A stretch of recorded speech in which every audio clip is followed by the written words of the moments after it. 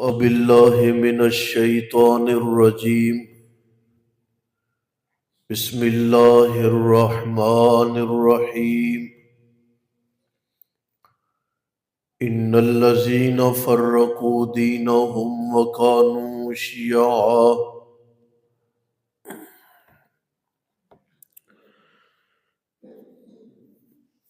آپ کو یاد ہے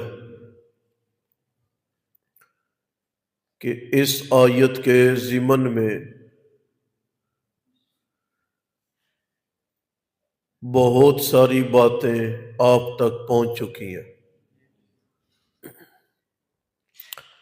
آج کی بات یہ کہ نبی محترم صلی اللہ تعالی علیہ وسلم نے فرمایا کہ میری امت کے لوگ بھی فرقوں میں تقسیم ہو جائیں گے، ایک کے سوا تمام فرقے جہنم میں جائیں گے، ایک جنت میں جائے گا۔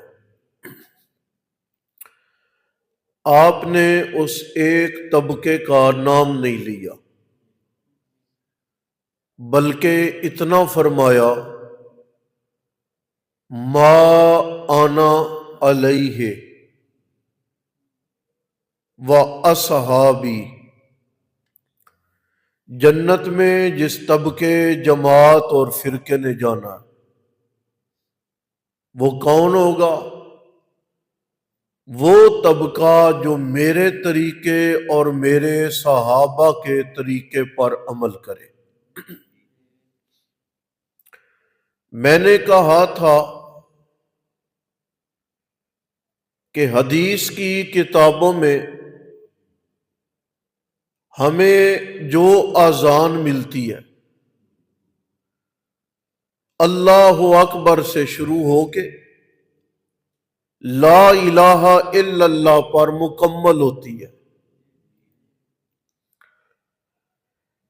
جس کی اذان اللہ اکبر سے شروع ہو کے لا الہ الا اللہ پر مکمل نہ ہو، اذان سے پہلے یا اذان کے درمیان میں کچھ بولے تو نبی اور نبی کے صحابہ کی روش پر وہ بندہ نہیں ہے۔ ایک ہو گیا۔ نبی پاک علیہ السلام نے تعزیت کے مواقع جو ہیں ان میں 3 دن طے فرما دیے کہ یہ 3 دن تعزیت اور سوگ کے ہیں، لہذا تیسرے دن کے بعد میت کی تعزیت کے حوالے سے کوئی اکٹھ نہیں۔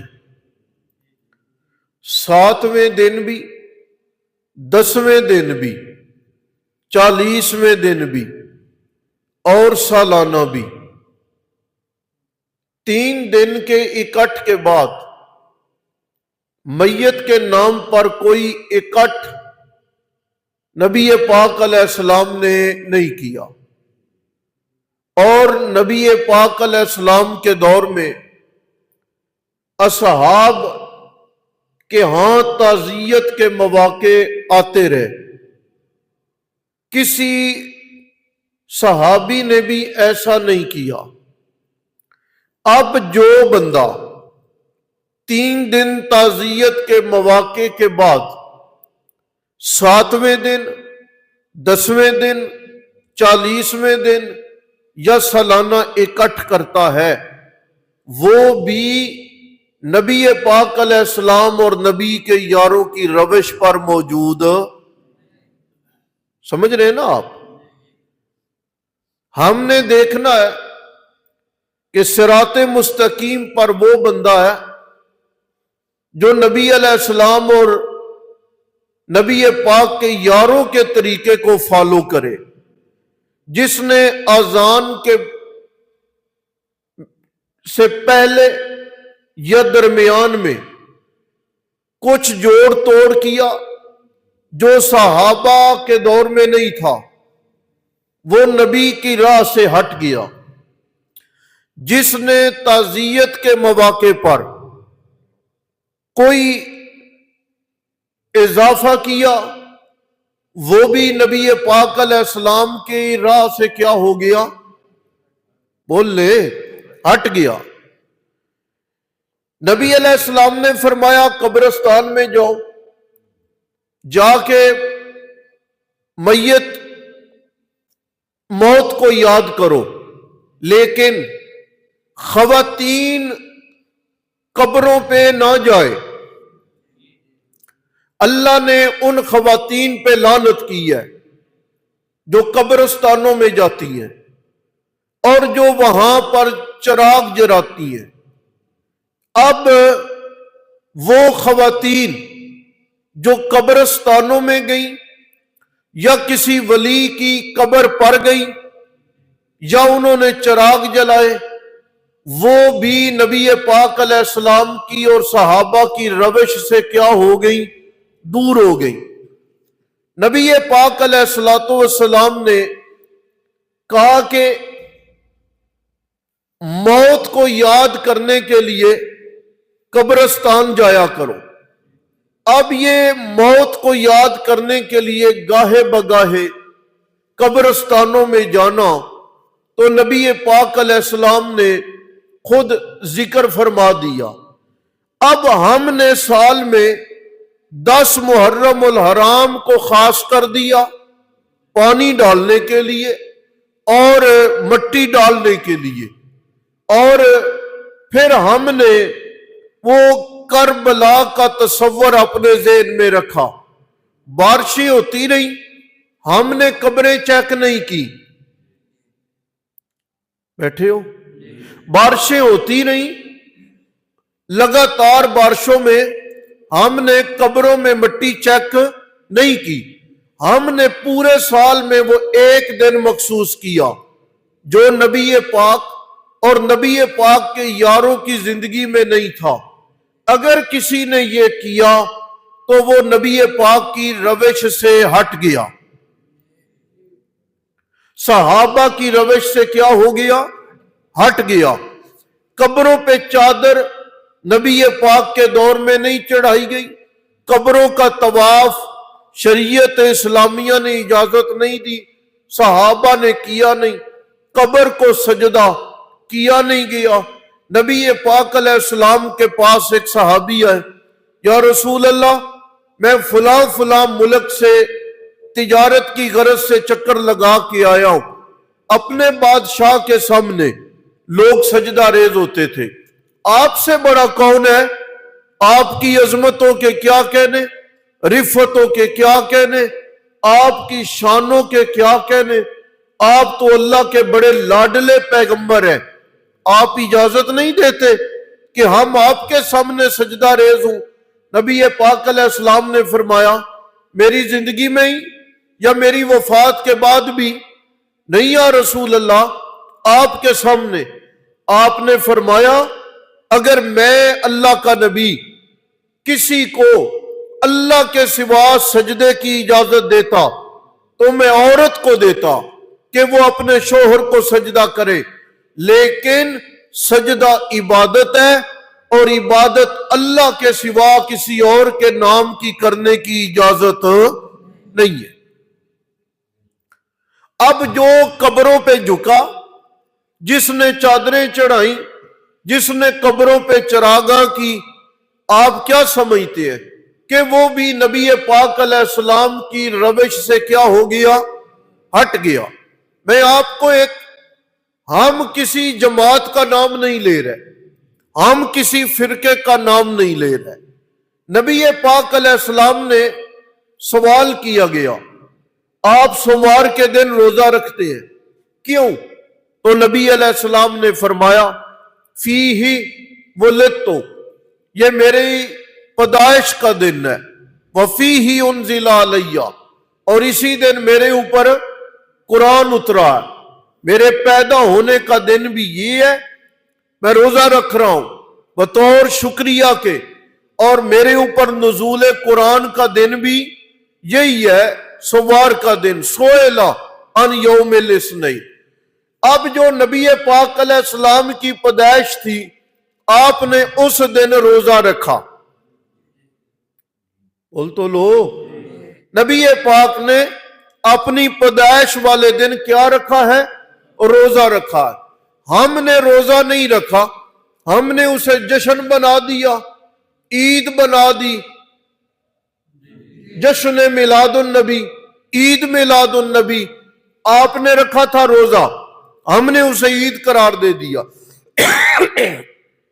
اس کا مطلب یہ ہے کہ نبی پاک علیہ السلام نے اپنی ولادت کے دن جو عمل فرمایا تھا، جس بندے نے آپ کی ولادت کے دن وہ عمل نہ کیا اور اس کے متبادل کوئی نئی چیز منتخب کر کے دنیا میں رائج کر لی، تو وہ بھی نبی پاک کے راہ سے کیا ہو گیا؟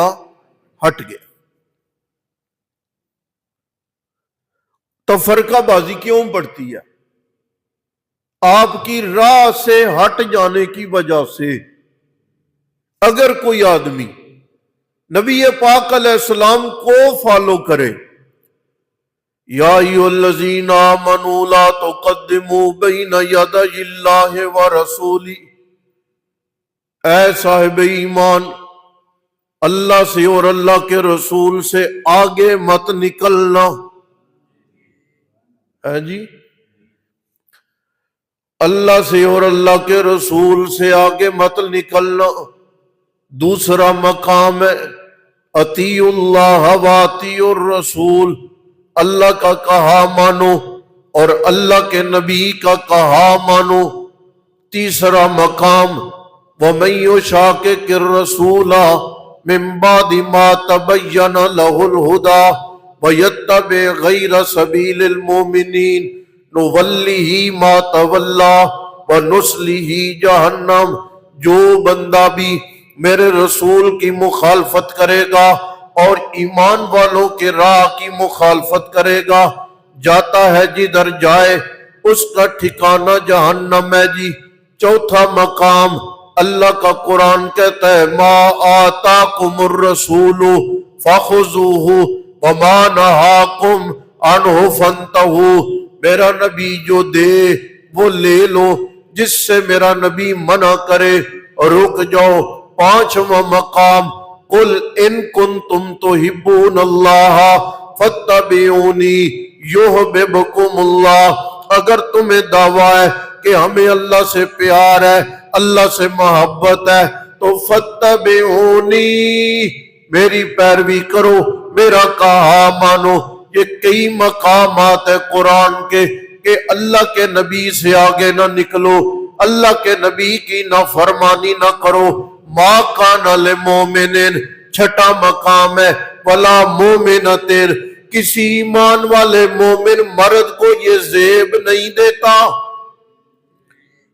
اور کسی ایمان والی عورت کو بھی یہ زیب نہیں دیتا کہ اللہ کے نبی کا فیصلہ آ جائے اور نبی کے فیصلے کے بعد چونکہ چنانچہ کرنے لگ جائے۔ نہ کسی ایمان والے مرد کو مناسب نہیں، کسی عورت کو مناسب نہیں۔ تمہاری خواہشات جو بھی ہیں، تمہاری منشا جو بھی ہے، تمہارا ارادہ جو بھی ہے، لیکن جب میرے نبی کا فیصلہ آ گیا، ساری دنیا ایک جانب ہے، میرے نبی کا فیصلہ ایک جانب ہے، ساری دنیا کو مزاج بدلنا پڑے گا، میرے نبی کو اپنا فیصلہ نہیں بدلنا پڑے گا۔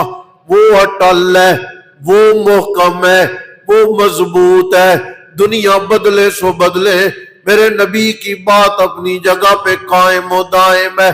عرض یہ کر رہا ہوں کہ جب اس سے ہٹیں گے نا، تب فرقہ واریت اس پر رہے۔ سمجھ آ گئی؟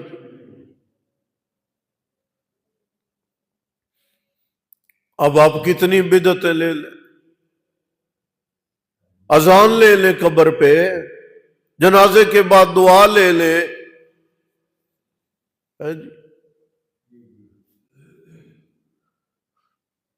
تدفین ہو گئی ہے، قبر پہ اذان دی جا رہی، پتہ نہیں وہ اذان وقت کون سا۔ ہم کہتے سمجھاؤ تو صحیح نا، بندہ فوت ہو گیا، ہم نے صبح 10 بجے جنازہ پڑھ دیا، اسے جا کے ہم نے دفن کر دیا، اب 10 بجے جنازہ، 10:15 10:30 بجے تدفین ہو گئی ہے۔ مولانا تم جو اذان پڑھ رہے ہو بتاؤ تو صحیح ہے کس وقت کی اذان ہے؟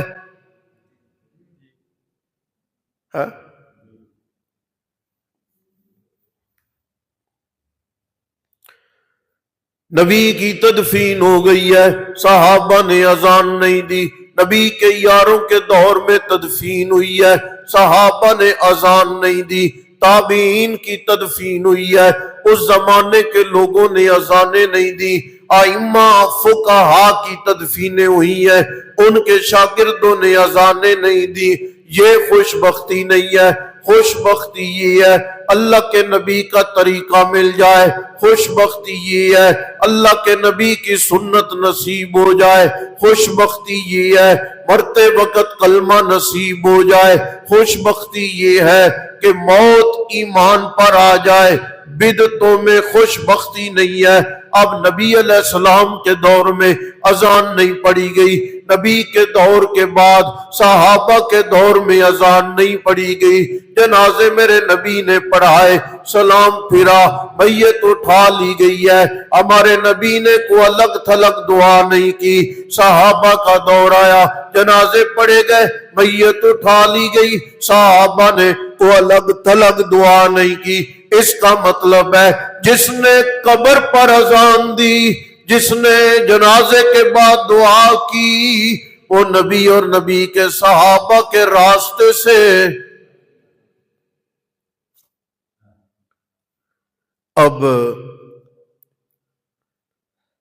آپ ساری جماعتوں کو، سارے مذاہب کو، سارے طبقات کو اسی طرح قرآن اور سنت پر پیش کریں، قرآن اور سنت کو ترازو سمجھیں، پھر آپ نچوڑ نکالیں گے کہ قرآن و سنت کیا کہتا ہے۔ آیا ہم قرآن و سنت سے ہٹے ہوئے تو نہیں ہیں؟ آپ کو اندازہ ہو جائے گا۔ یہی بہترین طریقہ ہے، ہر مسلک کو، ہر مذہب کو، ہر فتنے کو قرآن پر پیش کرو۔ یہ پیمانہ ہے جانچ کرنے کا، یہ پیمانہ ہے پرکھ کرنے کا۔ یہ تمہیں تبارک الذی نزل الفرقان، برکت